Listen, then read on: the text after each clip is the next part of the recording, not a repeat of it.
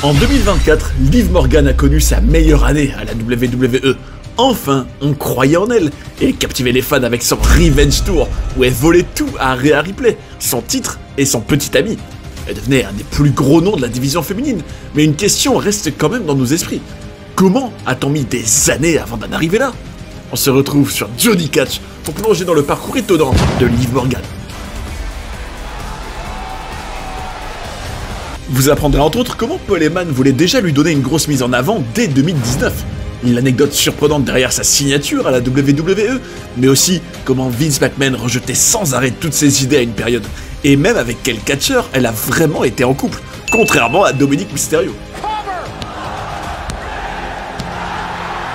Pour votre information, ce que vous allez voir, c'est un documentaire différent des autres sur la chaîne, comme il y en a chaque semaine, mais n'ayez crainte, plein de documentaires plus classiques arrivent à foison tous ces prochains temps. Vous êtes bien sur Johnny Catch, la vengeance de Liv Morgan. C'est parti. Accrochez-vous mes amis parce que Liv Morgan n'est pas son vrai nom. Et non, son vrai nom, c'est Jonah Daddio. Et oui. Enfin bref, c'est pas la seule information qui va vous étonner dans le parcours quand même très intéressant de cette Liv Morgan, bon on va l'appeler comme ça tout le long de la vidéo, puisque elle a quand même connu, j'ai envie de dire, tout un parcours initiatique avant d'enfin arriver à 30 ans en plus, puisqu'elle est née le 8 juin 1994, donc 30 ans en 2024, à, j'ai envie de dire, le prime de sa carrière. Donc sachez qu'elle est née dans le New Jersey, et dans sa famille en fait, elle a grandi avec 4 grands frères et une sœur plus jeune. Donc un environnement quand même assez masculin, et notamment en termes d'affrontement physique, puisque sachez que ses grands frères aimaient aussi le catch, elle aimait le catch aussi, et catchait avec eux dans le jardin. Alors malheureusement pour elle, elle a perdu son père alors qu'elle était encore jeune, et c'est donc sa mère qui l'a élevée elle, et donc 6 enfants au total, rendez-vous compte comme ça devait pas être facile comme environnement. Sachez que le catch l'aidait beaucoup, d'ailleurs son idole absolue c'était tout simplement Lita, vous savez cette catcheuse dans les débuts des années 2000, qui était une des toutes premières à ne plus être seulement là pour son apparence, on va dire qu'avec Trish Stratus par exemple, elles ont commencé à révolutionner le catch féminin en ayant des vrais matchs compétitifs, d'ailleurs en étant les premières femmes à faire le main event de Monday Night Raw à leur époque, une vraie prouesse, donc une vraie modèle pour la jeune Liv. Sachez que, dans son quotidien, elle avait déjà l'habitude, alors qu'elle était gamine, de se prendre des pédigris et des powerbombs. Donc pour elle, on imagine que des années plus tard, le contre-coup physique d'être catcheur n'était pas tant un problème tellement elle y était déjà habituée. Sachez qu'elle a elle-même avoué qu'elle était plutôt un garçon manqué quand elle était plus jeune, ce qui est pas vraiment étonnant quand t'es grandi avec 4 grands frères. Sachez que sinon, qu'est-ce qu'elle a eu comme autre activité à part le catch? Elle a déjà été pom-pom girl, et surtout, ce qui est quand même amusant, vous irez voir à quoi ça ressemble, elle a travaillé à Hooters, vous savez, c'est une chaîne de restaurants un peu spéciale en Amérique. Faites vos recherches, et vous m'en direz des nouvelles. Bref, elle, faut savoir que son parcours à la WWE a commencé d'une manière vraiment assez étonnante, et d'ailleurs ça ressemble à Enzo Amore. Alors, je sais pas si vous connaissez, mais je pense que oui, Enzo Amore, qui était en tag team avec Big Cass vers les années 2016, d'abord à NXT, puis dans le roster principal, qui était une tag team très populaire.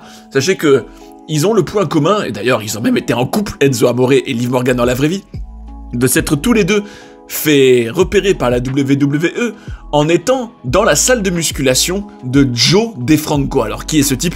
C'est quelqu'un de réputé dans le bodybuilding, et c'était surtout, à cette période précise, le coach personnel de Triple H. Alors rendez-vous compte, t'allais voir Joe DeFranco, tu lui tapais un peu dans l'œil, tu faisais des prouesses à la salle de muscu, t'avais quand même peut-être des chances de finalement rentrer en contact avec la WWE, puisque c'est comme ça qu'elle va signer là-bas en 2014. Alors c'est là que un long chemin commence, et d'ailleurs on peut dire que c'est une décennie d'expérience, de période où elle avait un peu de momentum, puis où elle le repère des hauts et des bas. Mais en tout cas 10 années avant d'enfin arriver au top de sa carrière, comme vous allez le voir. Sachez que elle avait débuté en février 2015, donc quelques mois après sa signature, d'une manière quand même marrante, puisqu'elle était tout simplement une fan qui sautait sur, vous savez, Tyler Breeze. C'était le gars qui avait d'ailleurs du charisme, au tout début de son parcours en tout cas. Il avait une gimmick où il prenait sans arrêt des selfies, et donc elle lui avait sauté dessus, ce qui était assez drôle. Elle avait même aussi eu un match à l'automne, alors son nom, est-ce que c'était en rapport au chanteur de reggae? Possible, en tout cas c'était Marley, imaginez quand même, alors qu'aujourd'hui, tout le monde la connaît comme Liv Morgan. À cette époque, elle s'est même appelée un tout petit peu Marley. Mais bon, ça n'a pas duré longtemps puisqu'en décembre, son nom sera officiellement Liv Morgan, à la WWE bien sûr. Sachez que elle a failli former l'équipe avec, enfin en tout cas faire partie de l'équipe de Enzo Amore et Big Cass, mais en fin de compte c'est un peu Carmella qui a hérité de son rôle. D'ailleurs Enzo Amore a dit qu'il voulait que ce soit Liv Morgan avec eux et pas Carmella.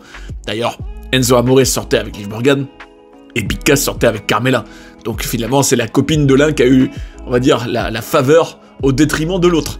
Et ce qui est quand même assez marrant, c'est que Carmella, quand elle était avec Amore et Big Cass, elle jouait un peu la princesse de Staten Island. En gros, une fille un peu de la street de New York, hein, plus ou moins. Un peu comme Enzo Amore et Big Cass. Hein. Sauf que celle qui vient vraiment de cet environnement-là, c'est Liv Morgan. C'est pas Carmella, qui est une fille qui vient du Massachusetts, qui a rien à voir avec le New Jersey. Hein.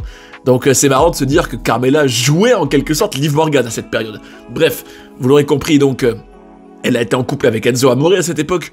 D'ailleurs, il y a quand même été pour quelque chose dans sa signature, hein, puisque lui aussi avait donné une compilation de vidéos où il faisait des promos et des exercices de muscu à Joe DeFranco pour qu'il la donne à Triple H.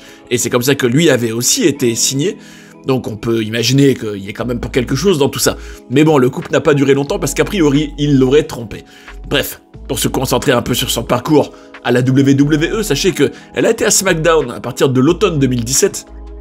Alors, elle était tout d'abord dans un clan, une faction, qui était tout simplement la Riot Squad, avec Ruby Riot et Sarah Logan. Et ils avaient quand même attaqué assez fort hein, pour démarrer dans le roster principal, puisqu'ils avaient attaqué Naomi et Becky Lynch, puis Charlotte Flair et Natalya, elle qui était dans un match pour le titre féminin, hein, donc un vrai impact tout de suite.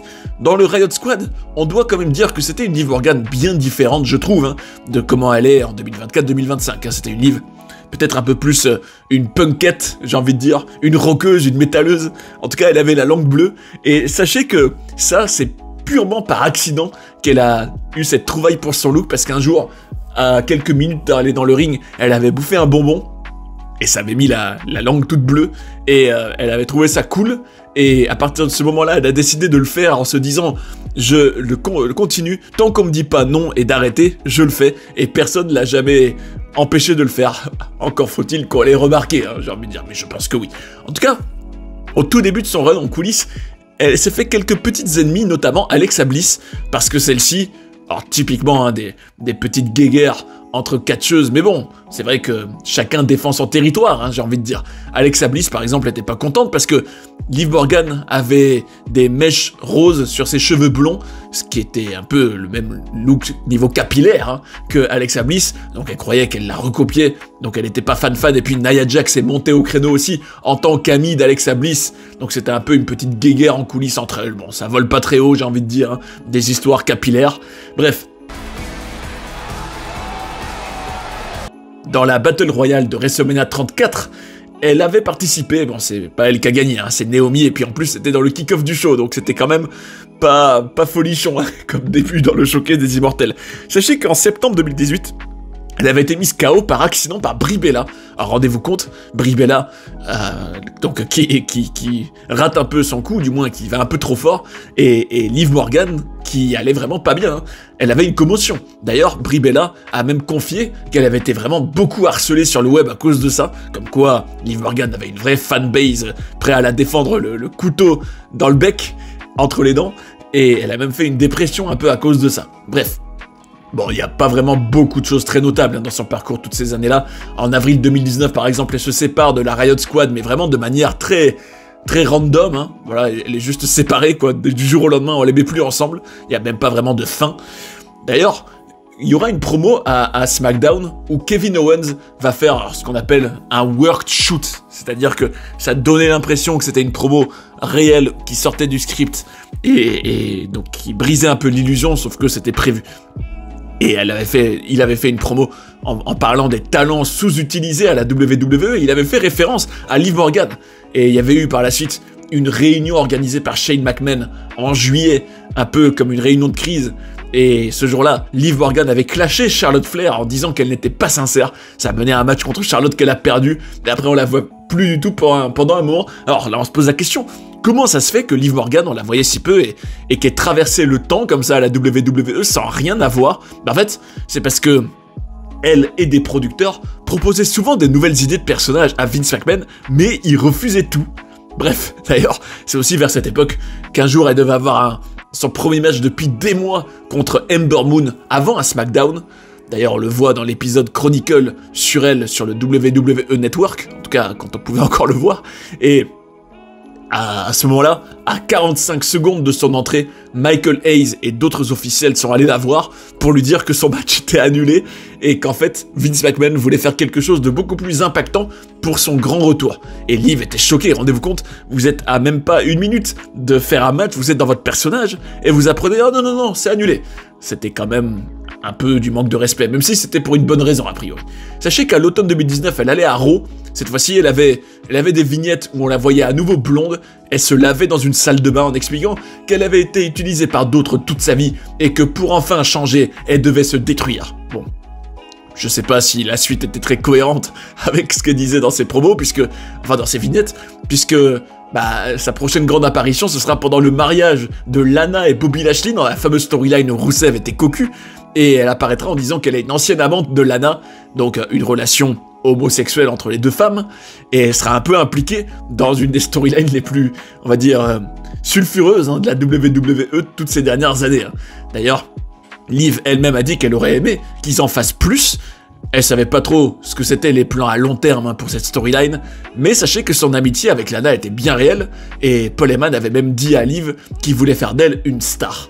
Bon, ça mènera à rien en réalité, sinon par la suite, à part juste un match tag team où elle était avec Rusev contre Lana et Bobby, sinon, son prochain angle, ce sera Ruby Riott qui reviendra comme si elle était heureuse de la retrouver, mais pour finalement se retourner contre Liv, donc c'était une feud, on va dire, Riot Squadesque.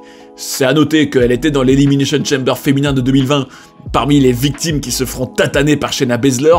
Par la suite, elle avait eu quand même son premier match en solo à WrestleMania, mais c'était au Performance Center sans public à cause du contexte sanitaire contre Natalya et dans le kick-off.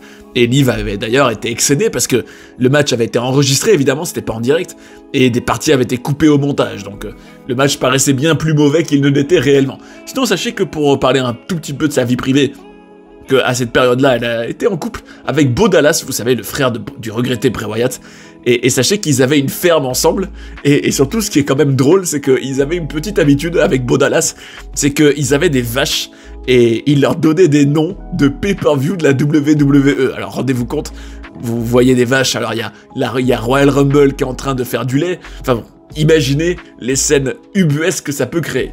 En tout cas, il y avait une tentative de la mettre un peu plus en avant au printemps, avec des promos, des interviews où elle parlait de sa vie, où elle parlait de sa mère. C'était censé nous investir en elle, mais les officiels ne croyaient pas du tout en elle, et trouvaient que ça avait pas marché, et donc ils considéraient en fait qu'elle était pas au niveau pour avoir un vrai push en solo, et c'est pour ça qu'elle retournera en tag team dans la Riot Squad encore une fois, mais sans Sarah Logan qui avait été virée entre temps, et c'était en gros l'histoire où Liv Morgan hésitait à refaire confiance à Ruby Riott. Il y avait même Kay des Iconics qui voulait les rejoindre, enfin bref. Tout ça, franchement, en l'entendant, on comprend tout de suite que c'est certainement pas des grands projets.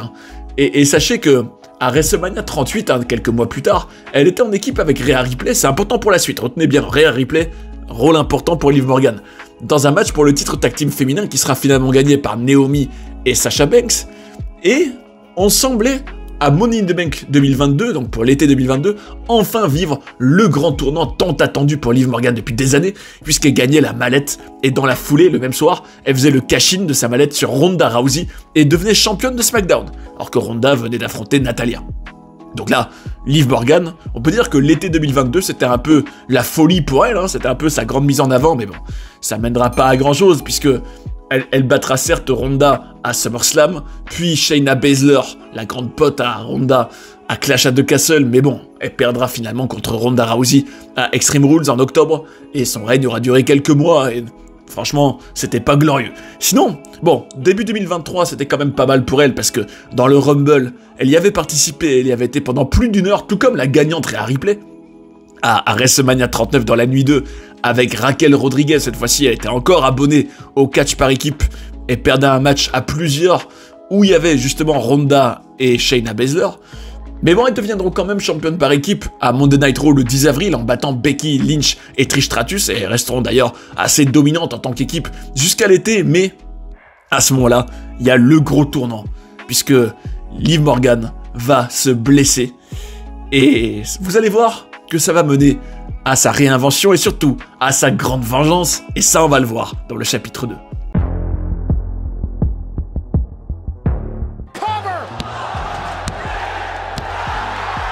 Début 2024, c'était enfin le grand moment pour Liv Morgan. Elle revenait à la WWE après 6 mois d'absence au Royal Rumble, et c'est là que, bon, peu de temps après en réalité, va enfin démarrer sa meilleure période et surtout la période où c'est le plus affirmé dans le roster principal. En fait, elle a tout simplement démarré ce qu'elle a appelé, et franchement je trouve que c'est un vrai concept vraiment original, le Revenge Tour. En gros, c'était parti pour la grande vengeance de Liv Morgan qui, après des mois au placard, à avoir les dents qui rayent le parquet, à ruminer sa haine, il était temps pour elle de prendre sa revanche. Et c'est ce qu'elle va faire exactement, puisque juste après WrestleMania 40, elle va blesser Rhea Ripley, ce qui va forcer cette dernière à rendre le titre vacant. Et peu de temps après, à King and Queen of the Ring, elle va battre Becky Lynch et devenir la championne du monde féminine. Et c'est là que, déjà, elle avait une première grosse victoire. Elle avait pris en gros le titre de Rhea Ripley, hein, elle qui, alors, faut quand même en avoir conscience, hein, c'est quand même essentiel dans la storyline. Vous devez savoir que dans le kayfabe, c'est Rhea Ripley qui avait blessé Liv Morgan. Donc, elle avait toutes les raisons, d'un point de vue scénaristique, d'en vouloir à Rhea Ripley et de vouloir prendre sa revanche. Et c'est ce qu'elle a fait en la blessant à son tour et en devenant championne, en lui prenant sa ceinture. Et à partir de là, on peut dire que de plus en plus, Liv Morgan a été une île et une petite peste. Et c'est vrai que je dois avouer que elle était bien meilleure, selon moi, dans ce registre-là que dans son registre précédent. Hein. En fait, c'est vrai que toutes ces années, il fallait juste mettre Liv Morgan dans un rôle de petite fouine, de petite peste, hein, qui rit un peu comme une vilaine, qui aime se moquer, qui aime rabaisser les autres. Elle est très naturelle, je trouve, dans ce registre, et elle y est vraiment divertissante parfois. En tout cas, sachez que à SummerSlam, elle a défendu son titre contre Rhea Ripley, justement, et surtout, elle est allée encore plus loin dans sa grande revanche, hein, la grande vengeance contre Rhea Ripley à cette époque, puisqu'elle lui a pris Dominic Mysterio, vous savez, le petit ami, oui, de Rhea dans le kayfabe, et elle a aussi rejoint le Judgment Day, et Rhea Ripley en a dégagé, tout comme Damian Priest d'ailleurs. Donc rendez-vous compte, elle a tout pris à Rhea Ripley, elle a pris son titre, elle a pris son petit ami, elle a pris sa faction. Et n'oubliez pas que en 2022, elle avait même été donc en équipe avec Rhea Ripley, et c'est vrai qu'elle a assisté à toute cette ascension de Rhea comme étant la nouvelle grande star de la division féminine, en étant sur la touche pendant une grande partie du temps parce qu'elle était blessée. Donc c'est vrai qu'il y avait une vraie histoire, et vous devez savoir que c'est pas non plus un hasard si elle a été bien meilleure que tout le reste de sa carrière cette époque-là, parce que en fait c'était la première fois de sa vie où elle s'est vraiment focus à 100% sur son job, sur le fait de devenir vraiment la meilleure version d'elle-même. Elle était focalisée sur le fait vraiment d'aller le plus haut possible, et elle faisait que ça. C'est-à-dire que, en fait, concrètement, elle a mis de côté sa vie sentimentale, par exemple, pendant toute cette période. Et ça a payé, en tout cas, puisqu'elle a quand même eu une grosse mise en avant toute l'année. Ah, vous devez savoir que malgré tout, avec Dominic Mysterio, ils avaient perdu contre Priest et Ripley à Bash in Berlin. Le match contre Rhea Ripley à Bad Blood s'était terminé en DQ. Alors malgré tout, on notera qu'à Crown Jewel, bon, pour ce que ça vaut, elle avait battu Nia Jax pour être la championne Crown Jewel, hein, la première de l'histoire quand même. Et c'est vrai que... Alors, il y en a à qui ça plaisait, il y en a à qui ça plaisait pas, mais c'est indéniable que pendant toute la fin, on va dire, de 2024, en étant dans le Judgment Day, elle était très mise en avant, hein, du côté de Raw. Et comme un symbole, pour démarrer 2025, pour le premier Raw sur Netflix, elle perdait son titre contre Rhea Ripley. Mais est-ce que pour autant, elle était dépeuchée et plus du tout importante? Non, puisque quelques semaines à peine plus tard, elle va devenir championne par équipe avec Raquel Rodriguez, elle qu'elle connaissait déjà bien. Bon, elle perdra ce titre à WrestleMania 41 contre la tag team de l'Irlande, j'ai envie de dire, Lyra Valkyria et Becky Lynch, sauf que, même si elles l'auront perdu, elles le regagneront le lendemain avec Becky Lynch qui trahira Lyra Valkyria, mais ça c'est une autre histoire. Et on en est là, donc en tout cas au moment où j'enregistre cette vidéo, et on se dit, Liv Morgan, bon, elle a eu quand même une année 2024 très solide, hein, son Revenge Tour a été un succès, en tout cas pour elle, hein, à son niveau à elle, puisque elle est devenue une des catcheuses les plus importantes, clairement. La feud contre Rhea Ripley, bon, même si on pourrait trouver que c'est peut-être un peu trop étalé dans le temps. Mais c'est vrai que c'est peut-être la feud, une des feuds les plus marquantes dans la division féminine de 2024, début 2025, hein, franchement oui. Et en fin de compte, d'ailleurs, sachez que le 28 avril, elle a annoncé en gros qu'elle allait s'absenter pendant un petit moment pour tourner un gros film à Hollywood. Alors on a appris que ce serait peut-être une sorte de film Marvel qui s'appellerait donc Bad Lieutenant Tokyo. Bon, en tout cas, ce qu'on lit à travers ces lignes, c'est que Liv Morgan, en franchissant un cap enfin dans son parcours en 2024, est devenue bien plus connue, a tapé dans l'œil de bien plus de personnes, et ça lui a, on va dire, gagné, en tout cas, elle a eu des récompenses, elle a eu donc des opportunités hors WWE, l'opportunité aussi de peut-être avoir du succès hors de la bulle du catch, ce qui est toujours bien hein, pour la suite de sa carrière, et on se dit qu'après toutes ces années, cette décennie à courir après ses rêves, à devoir convaincre les officiels de croire en elle, c'est quelque chose qu'elle a enfin mérité. Et c'est ainsi que se termine notre documentaire sur Liv Morgan. Comme on a pu le voir, la WWE a vraiment mis du temps à croire à 100% en elle. On peut dire qu'elle a vécu toute une longue progression avant d'enfin s'affirmer en 2024. Et j'ai justement un débat pour vous. Est-ce que vous pensez que cette année-là, Liv Morgan a atteint le sommet de son potentiel ou pas? Venez en parler dans les commentaires, je suis bien curieux de savoir votre avis. En tout cas, vous le savez, chaque semaine on se retrouve pour un documentaire concept comme celui-ci, notamment sur une superstar actuelle. Alors dites-moi, sur quelle superstar vous avez envie de voir un documentaire prochainement? Ce sera intéressant de voir qui suscite votre intérêt en ce moment et de partager nos ressentis, parce que c'est le catch comme on l'aime. D'ailleurs, si vous voulez en savoir plus sur des personnages controversés comme Hulk Hogan, nos documentaires devraient vous intéresser. Et sinon, cliquez ici pour apprendre tous les secrets bien gardés de la WWE. J'espère que vous avez aimé cette vidéo et je vous invite à rester sur Johnny Catch pour en voir d'autres. A tout de suite. Well, let me tell you something, brother!